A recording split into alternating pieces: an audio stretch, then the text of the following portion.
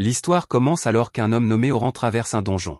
Après avoir éliminé plusieurs monstres, Oran constate qu'il n'a rien perdu de son talent d'épéiste. À ce moment-là, des gobelins apparaissent, et Oran décide qu'il est temps pour lui d'essayer la magie de soutien. Il utilise un sort de force pour se renforcer et explique que la magie de soutien améliore les capacités de sa cible, elle peut rendre la personne plus forte et même augmenter les dégâts causés par ses armes.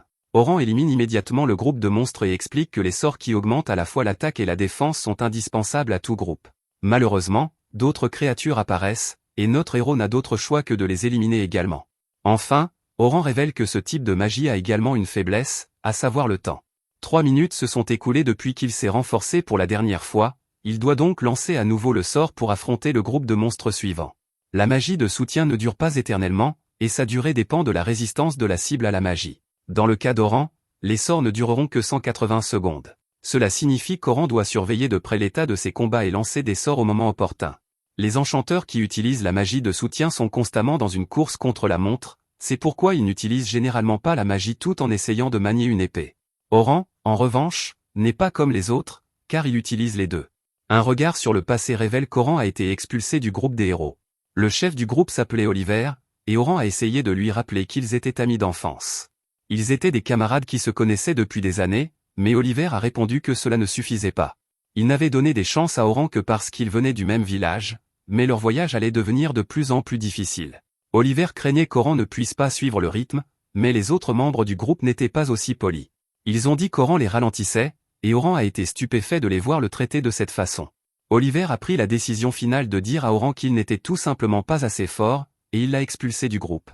Oran n'arrivait pas à y croire, car lui et Oliver avaient formé le groupe 8 ans auparavant et avaient atteint ensemble le rang S en seulement quelques années. Ils avaient également été les premiers à atteindre le 94e étage d'un donjon, et c'est à ce moment-là que les gens avaient commencé à les appeler le groupe des héros. Oliver a ensuite expliqué qu'Oran n'était tout simplement pas assez bon en tant que mage de soutien. Ils ne s'en étaient pas rendus compte au début, mais cela leur est apparu clairement lorsqu'ils ont vu d'autres mages de soutien à l'œuvre lors d'un récent raid dans un donjon.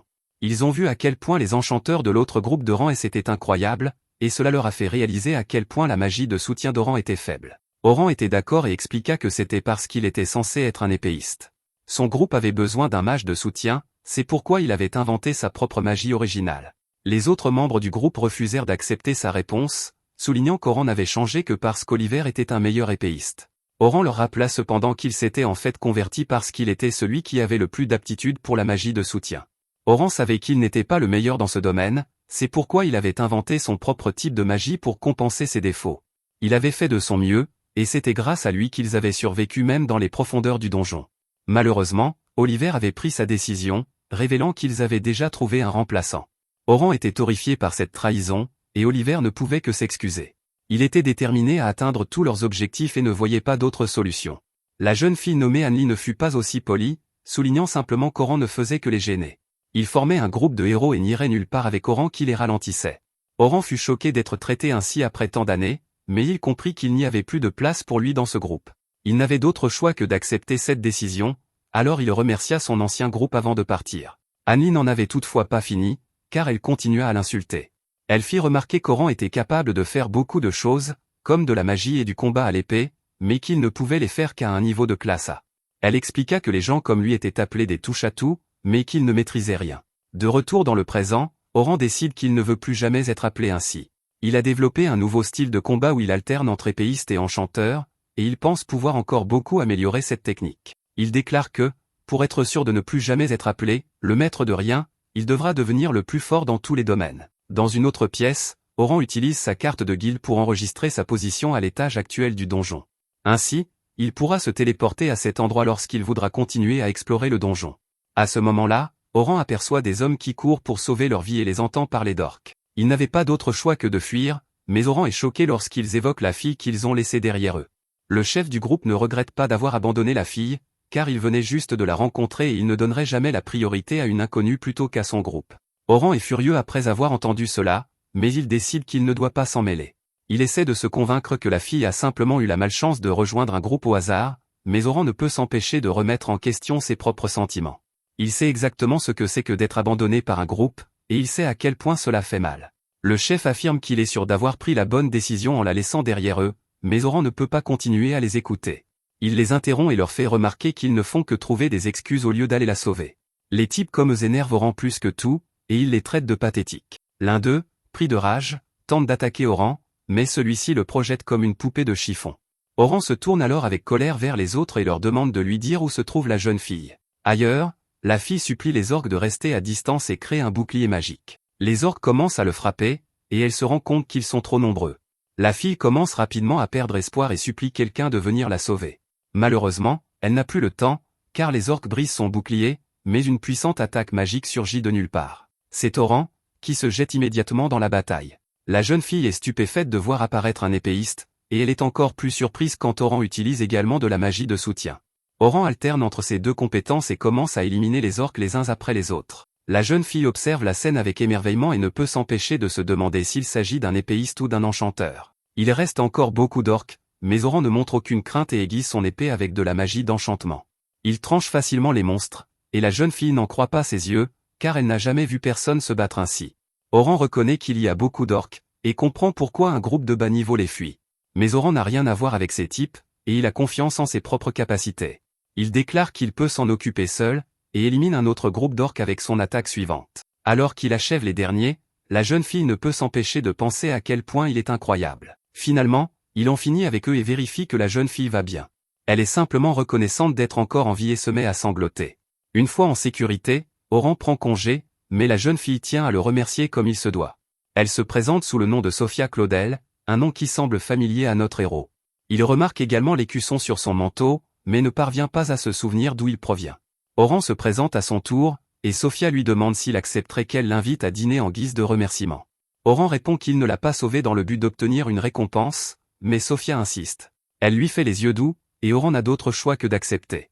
Elle l'emmène dans une petite boutique où Oran aperçoit à nouveau l'écusson, cette fois-ci, cependant, il se souvient qu'il appartient à un groupe appelé les Lapins. Cela signifie que Sophia doit être une aventurière du célèbre clan des Lapins d'Argent. C'est l'une des plus grandes guildes de tout le royaume, et Oran est surpris que Sophia en fasse partie. Sophia aperçoit sa sœur Selma à l'intérieur du magasin, mais celle-ci est contrariée de voir Sophia en compagnie d'un garçon. La situation est encore pire qu'elle ne l'imaginait, car Selma reconnaît notre héroïne. Il s'avère qu'elles se connaissent, mais il y a une certaine tension entre elles. Selma est la chef du groupe de rang S, le plus puissant des Silver Rabbits, et elle est également la plus puissante enchanteuse du continent. Elle a à elle seule rendu célèbres les enchanteurs, et elle a même créé l'idée que les différents membres d'un groupe aient des rôles différents. Auparavant, les personnes fortes se regroupaient simplement sans réfléchir à la manière dont leurs compétences devaient se compléter, mais Selma a tout changé.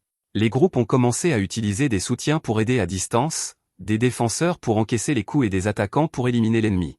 La division des groupes en ces trois rôles était entièrement son idée, et cela a changé à jamais la façon dont les aventuriers envisageaient les donjons.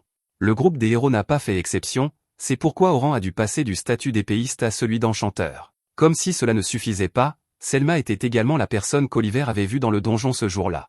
S'étant la voyant qu'Oliver et les autres ont décidé de se débarrasser d'Oran. Oran ne lui en veut pas vraiment, il ne comprend donc pas pourquoi elle est si en colère contre lui. Selma explique clairement la raison de sa colère, elle soupçonne Oran d'en avoir après sa petite sœur. Oran lui assure que même s'il était sur le point de dîner avec Sophia, ses intentions sont très pures. Cela ne fait cependant qu'énerver Selma davantage, car elle se demande si Oran se croit trop bien pour sa petite sœur. Heureusement, Sophia brise la tension en révélant qu'Oran lui a sauvé la vie. Cela ne fait qu'empirer les choses pour elle, car Selma se rend compte que sa petite sœur a essayé d'entrer dans le donjon. Selma lui fait remarquer qu'il devait se rendre au donjon dans quelques jours et elle gronde Sophia pour son impatience. Sophia s'excuse d'avoir fait une incursion dans le donjon sans en informer la guilde, et Selma lui pardonne car elle est rentrée saine et sauve.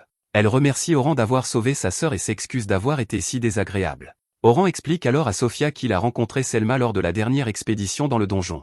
Selma semble en savoir beaucoup sur Oran, et Sophia se demande s'il est célèbre. Selma répond que oui, car il est membre du groupe des grands héros.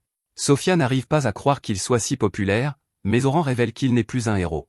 Selma est intriguée, car cela signifie qu'il est libre de tout engagement, et Oran se demande si elle va le recruter pour les Silver Rabbits. C'est pourquoi il l'interrompt avant qu'elle ne puisse dire quoi que ce soit et lui explique qu'il ne veut pas faire partie d'un groupe pendant un certain temps. Selma lui révèle qu'il se trompe complètement, car elle a en fait le travail idéal pour lui. C'est maintenant Oran qui est intrigué, alors elle lui explique qu'elle veut qu'il accompagne leur clan dans une expédition d'enseignement. Il s'agit d'un voyage destiné à former de nouvelles recrues, et Oran sera bien payé. Un groupe de rang A et supérieur dirigera les nouvelles recrues, et elle souhaite qu'Oran se joigne à eux. Ils passeront 3 jours à parcourir 50 étages dans le grand donjon, mais Oran est choqué d'entendre cela. Même les meilleurs nouveaux aventuriers mettraient 6 mois à 1 an pour parcourir 50 étages, et ce programme lui semble donc complètement fou. Selma est d'accord, mais elle souligne qu'ils connaissent le chemin le plus court. Ce n'est pas quelque chose qu'ils tenteraient normalement, mais la guilde a des sponsors et ils sont poussés à le faire. Oran sait à quel point cette mission est dangereuse, il est donc certain qu'il doit y avoir une autre raison. Il se rend compte que la guilde doit envoyer les recrues avec un aventurier de rang afin qu'elles puissent contourner les boss des étages. Si elles y parviennent, les recrues pourront explorer les niveaux inférieurs du donjon. Cela leur permettra de devenir plus fortes, ce qui profitera à tout le clan. Notre héros a vu juste, ce qui surprend Selma. Elle n'a donné que très peu d'informations à Oran, mais il a tout de même réussi à déterminer la véritable raison de la mission. Elle explique que dans les donjons, les aventuriers doivent vaincre les boss qui apparaissent tous les 10 étages pour pouvoir descendre plus bas. Il est courant que les nouvelles recrues soient blessées ou éliminées lors de ces combats, c'est pourquoi elles atteignent rarement les niveaux inférieurs du donjon. Cependant, si un vétéran distrait le boss pendant que les novices le contournent, ils peuvent alors s'enregistrer auprès du cristal de téléportation. Une fois enregistrés, les recrues pourront avancer plus loin sans jamais avoir à affronter le boss. Pour simplifier, cette mission réduira considérablement le risque lié à la formation des nouveaux membres de la guilde. Oran en conclut qu'il doit s'agir d'une mission très importante, et se demande pourquoi la guilde lui fait confiance pour y participer. Notre héros est alors pris au dépourvu lorsque Selma lui révèle qu'elle le respecte beaucoup. Oran est en réalité très heureux d'entendre cela, mais il ne comprend pas pourquoi elle ressentirait cela. Il a été banni du groupe des héros pour être trop faible, et sa magie était pire que la sienne pendant le raid. Oran n'aime pas l'idée de devoir redevenir enchanteur après ce qui vient de lui arriver, il décline donc l'offre de Selma. Sophia fait remarquer qu'elle partira aussi, et qu'elle souhaite vraiment qu'il vienne. Elle commence à verser une larme, mais Oran se contente de répondre qu'il va y réfléchir. Oran veut être très clair sur un point, et explique qu'il est désormais un épéiste. Selma est choquée, car elle ne l'a jamais connu qu'en tant qu'enchanteur, et Oran en est bien conscient.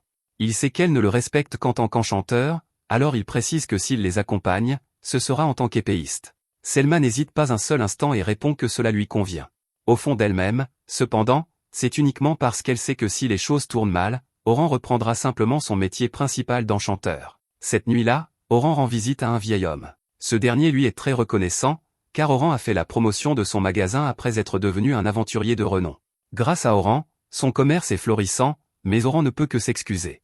Il lui révèle qu'il vient d'être exclu du groupe des héros et qu'il ne pourra donc plus faire de publicité pour lui.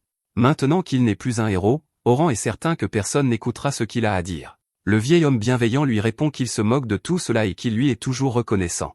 Il l'a toujours été et le sera toujours. Oran reste Oran, qu'il soit héros ou non. Oran n'arrive pas à croire que le vieil homme croit toujours en lui, mais celui-ci lui répond que c'est tout naturel. Il sait ce qu'Oran a accompli et à quel point il a travaillé dur toute sa vie. Il remercie une nouvelle fois Oran pour tout ce qu'il a fait et est certain que beaucoup d'autres personnes le remercieront à l'avenir. Il est persuadé que d'autres personnes auront besoin d'Oran et déclare que les choses ne font que commencer pour notre héros. Il dit à Oran de vivre pour lui-même tout en aidant les autres et promet d'être là chaque fois qu'Oran aura besoin de lui. Ces paroles touchent profondément Oran, qui remercie le vieil homme en retour. Le lendemain, Oran rencontre Selma pour le travail. Elle est heureuse de voir qu'il a décidé de se joindre à eux, et elle remarque qu'il est beaucoup plus vivant que la veille. Selma suppose qu'il est soulagé d'avoir quitté le groupe des héros, et Oran répond que cela y est certainement pour quelque chose. Merci d'avoir regardé mon résumé. N'oubliez pas d'aimer la vidéo.